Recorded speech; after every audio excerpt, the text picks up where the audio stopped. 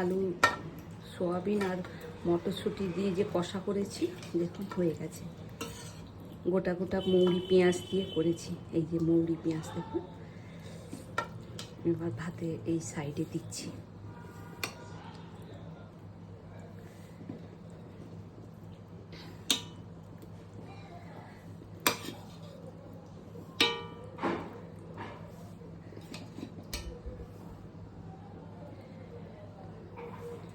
মটরশুঁটি দিয়ে তো নতুন মটরশুঁটিগুলো উঠছে, এবার খেতে একটু ভালো লাগবে।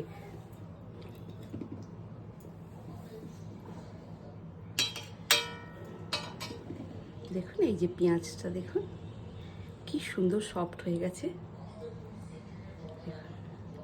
একটু মাখি। এরকম তরকারি দিয়ে শুধু ভাত আর কোনো তরকারি লাগবে না।